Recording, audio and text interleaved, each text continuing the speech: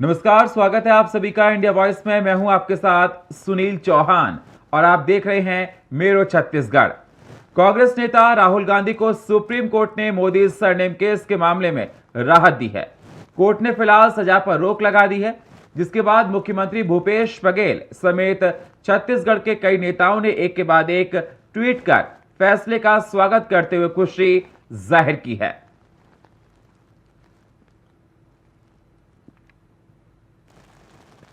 एक बार फिर जीत हुई। राहुल जी हमेशा सत्य के लिए लड़ते रहे और वो कहते हैं कि सत्य के लिए वो किसी हद तक के जाकर लड़ाई लड़ सकते हैं। एक बार फिर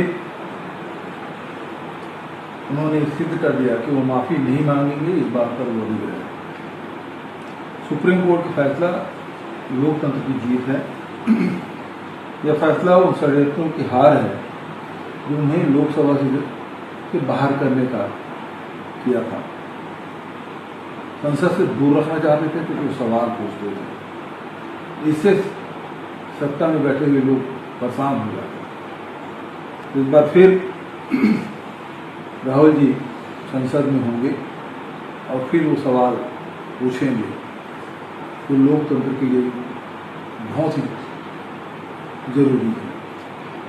तो सुप्रीम कोर्ट का फैसला, उसको हम स्वागत करते हैं और साथ ही राहुल जी को बधाई कि वो माफ़ी नहीं मांगे, लड़ते रहे और जीत हुई। जिस प्रकार से उसे बर्खास्ती के लिए ताबड़तोड़ कार्रवाई की गई थी, उसी प्रकार से उस प्रकार के सुप्रीम कोर्ट का फैसला आ गया तो उसी प्रकार उसकी सदस्यता भाई होनी चाहिए। छत्तीसगढ़ में केंद्र और राज्य के बीच लेन देन को लेकर रार छिड़ गई है। कांग्रेस ने प्रेस कॉन्फ्रेंस लेकर दावा किया कि बीते 5 सालों में छत्तीसगढ़ में केंद्र ने 4,61,000 करोड़ वसूली किया है। बदले में 1,92,00,000 करोड़ दिए हैं, जिसमें आज भी 55,000 करोड़ का बकाया है। जबकि बीजेपी का कहना है कि केंद्र सरकार ने राशि में 10% की बढ़ोतरी की है। बृजमोहन अग्रवाल जी झूठ बोल रहे हैं। उनके कृषि मंत्री और पशुपालन मंत्री रहते हुए छत्तीसगढ़ में लगभग 1667 करोड़ रुपए का गौशालाओं का अनुदान घोटाला हुआ था। बृजमोहन अग्रवाल जी आज तक उसका जवाब देने का साहस क्यों नहीं जुटा पा रहे हैं। लगभग 1000 एकड़ जमीन भारतीय जनता पार्टी और आरएसएस के नेताओं ने आज भी हड़प के रखा हुआ है गौशालाओं के नाम पे। गौशाला के नाम पे बाउंड्री करा लिए हैं, 2-5 गाय रखे हुए हैं, अपने दम पे उनको खिलाने की क्षमता नहीं है, गायों को भूखे मार रहे हैं। आप हम सब किसी ने देखा भूला नहीं है अभी कि किस प्रकार से सगुन गौशाला में गायों को भूखे रख के मार दिया जाता था। गायों के मांस को मछलियों के चारा के रूप में उपयोग किया जाता था। भारतीय जनता पार्टी का दूध का जिला उपाध्यक्ष था वो। तो ऐसी मानसिकता वाले व्यक्तियों को गौठान समझ नहीं आएगा। दूसरी बात, भारतीय जनता पार्टी को कम से कम राजनीतिक दल है, इतनी तो क्षमता होनी चाहिए उनके अंदर कि गौशाला और गौठान के बारे में बात करने के लिए किसी ऐसे व्यक्ति को सामने रखे जो गौशाला और गौठान के अंतर को समझ सके। बृजमोहन अग्रवाल भी गौशाला गौठान के अंतर को नहीं समझ सकते। क्यों? क्योंकि 15 साल तक उन्होंने गौशालाओं के नाम पे 1667 करोड़ रुपए का अनुदान बांटा है। हल्की की जमीन कब्जा करने वाले लोग गौठान की फीलिंग को नहीं समझ सकते हैं। 5 सालों में मोदी सरकार ने छत्तीसगढ़ से विभिन्न मदों में 4.61 अर्थात 461,908.66 लाख करोड़ रुपए लिया है। 461 मतलब पिछले 4.5 साल में केंद्र सरकार ने छत्तीसगढ़ से लगभग 4,61,900 करोड़ रुपए का वसूली किया है। बदले में छत्तीसगढ़ को 1,92,190 करोड़ रुपए दिया है। इसमें भी 55,000 करोड़ रुपए अभी राज्य को केंद्र से लेना है। कुल वसूली गई राशि 4,61,000 करोड़ रुपए में से लगभग 1,92,000 करोड़ रुपए हमको देना है उनको, जिसमें से 55,000 करोड़ रुपए कम मिला और जो पूरा वसूली करते हैं उसमें से 2,69,717 करोड़ रुपए कम मिला। मतलब वसूलते हैं लगभग 4.5 लाख करोड़ रुपए से अधिक हमको देते हैं 2.25 करोड़ रुपए, उसमें भी 55,000 करोड़ रुपए का बकाया है। विगत 5 वर्षों में केंद्र से छत्तीसगढ़ को औसतन हर साल 27,438 करोड़ रुपए मिलता है।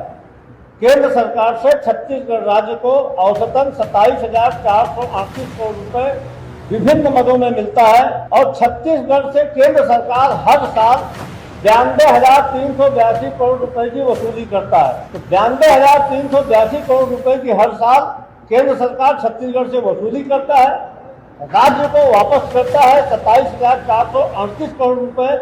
वसूली का 29.7%, मतलब जो हमसे वसूलते हैं उसका 70% भाग केंद्र सरकार लेता है।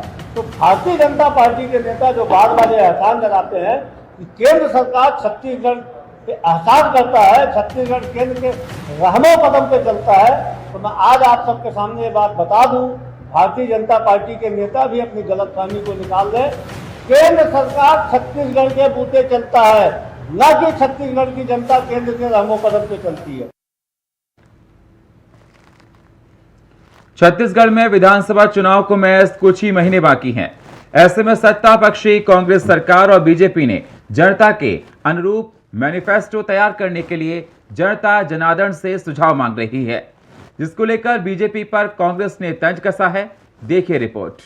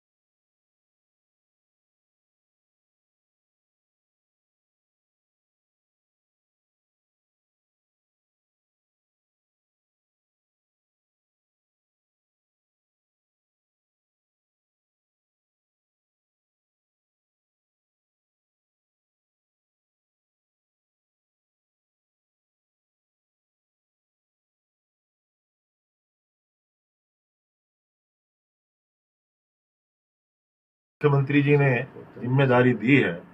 हमने देखा कि लगभग सभी संभागों में पदस्थापनाएं, पदोन्नति के बाद जो संशोधन का खेल खेला गया उसमें शिक्षकों को बहुत नुकसान हुआ है और दूर से दिखाई दे रहा है कि इसमें आर्थिक रूप से लेन देन का काम हुआ है। प्राइमा फेसी हमने सभी आयुक्तों से इसकी जांच कराई है।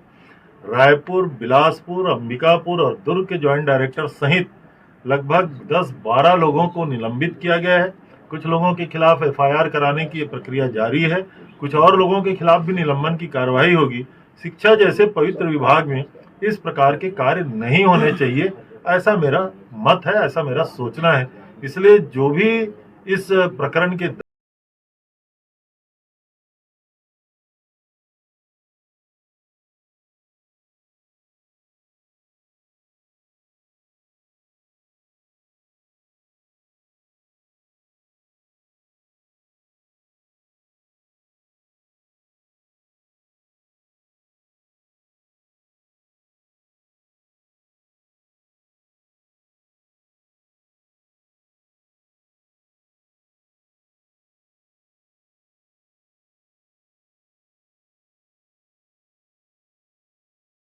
अभी तो 24 घंटा हुआ है माननीय रविंद्र चौबे जी, हमने अपनी घोषणा पत्र के लिए लोगों से सलाह आमंत्रित करना शुरू किया है। आप अभी से घबरा गए?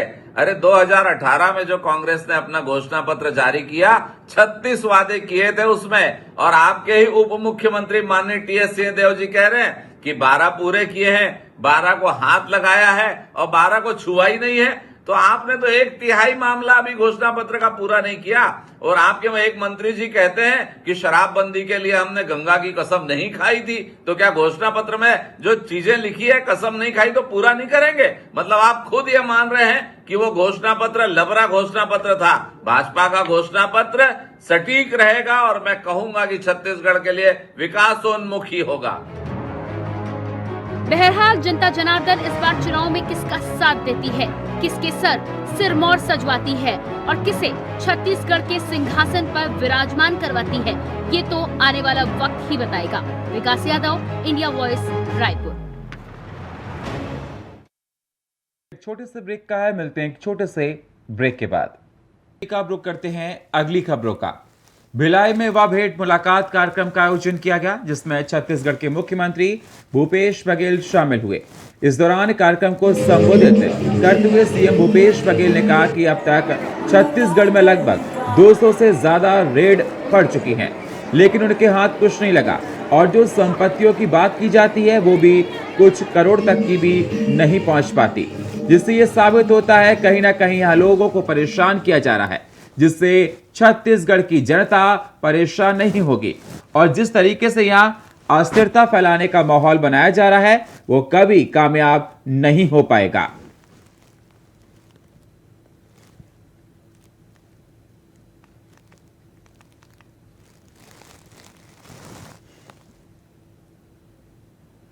सबसे पहली बात है, राज्य के युवाओं को आगे बढ़ाने के लिए स्वामी विवेकानंद टेक्निकल यूनिवर्सिटी में सेंटर फॉर इंटरप्रेन्योरशिप COE स्थापित किया जाएगा। इसमें लगभग 15 करोड़ की राशि होगी और 10,000 वर्ग फीट में स्टार्टअप इकाइयों के लिए स्थान एवं उपलब्ध होगा, रोजगार के अवसर मिलेंगे।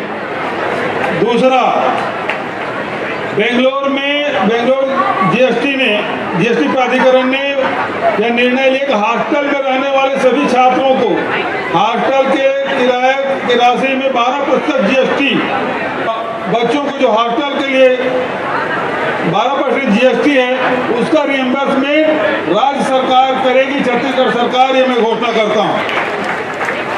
और दूसरी बात यह है कि युवाओं के खेल कूद के लिए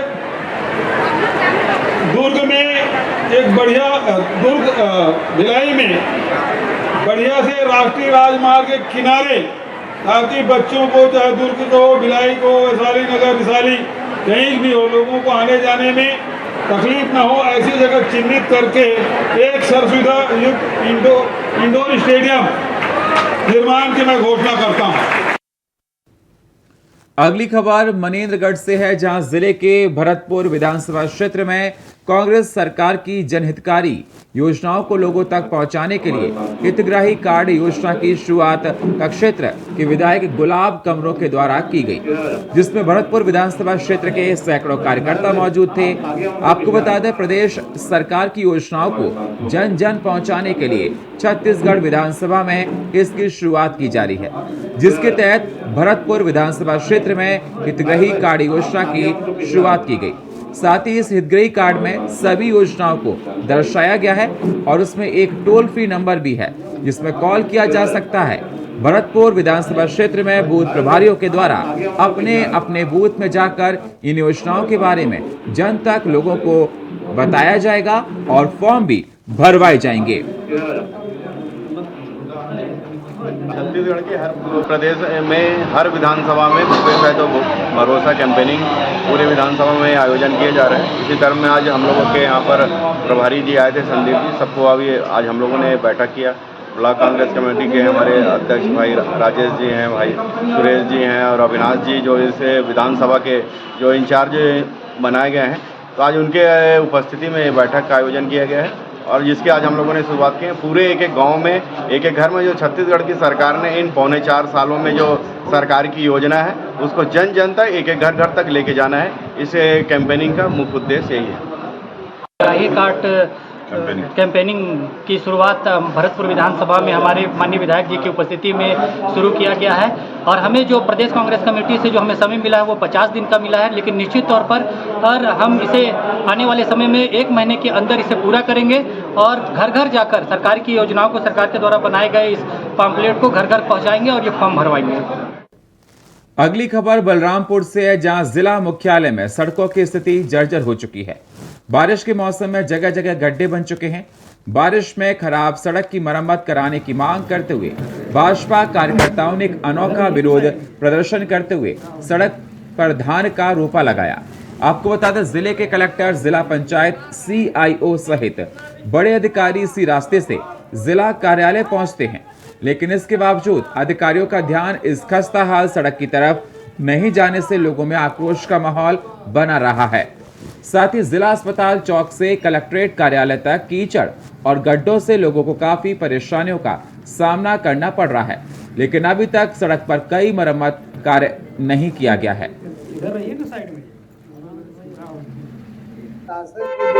अव्यवस्था जिला मुख्यालय जिला चौक पे होते हुए आपका सर्किट हाउस होते हुए मेन रोड में गौरव पथ, तो उसका रोड का स्थिति है कि न शासन ध्यान दे, विधायक ध्यान दे रहे हैं, सभी इंजीनियर को न लाकर मिट्टी यहाँ से लाकर डाल दिया है।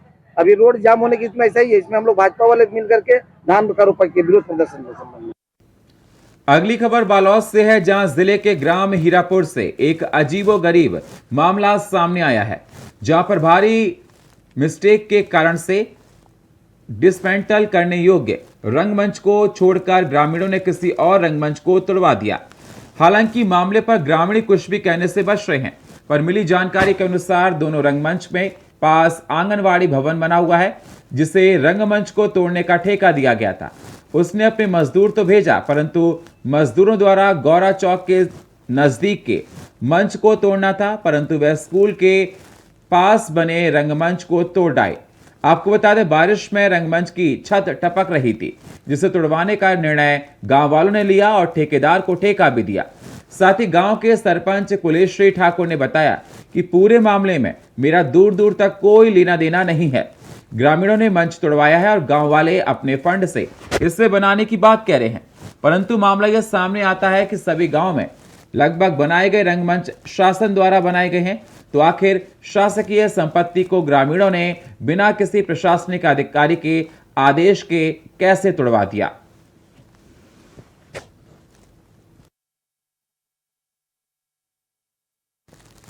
मुख्यमंत्री भूपेश बघेल के निर्देश पर रोजगार मेले का आयोजन किया गया। छत्तीसगढ़ शासन में कौशल विकास, ग्रामोद्योग और व्यापार विभाग ने 800 खाली पदों की अधिसूचना निकाली गई थी। जिले में 566 आवेदकों ने साक्षात्कार में भाग लिया, जिसमें 292 बेरोजगार युवकों को चयन किया गया। रोजगार मिलते ही युवा वर्गों में काफी उत्साह देखा गया। जिले में शिक्षित बेरोजगारों को पहली बार सीधी साक्षात्कार के बाद तत्काल के बाद नियुक्ति पत्र दिया गया। राज्य शासन के निर्देश पर बलौदाबाजार कलेक्टर चंदन कुमार के मार्गदर्शन में काम किया गया।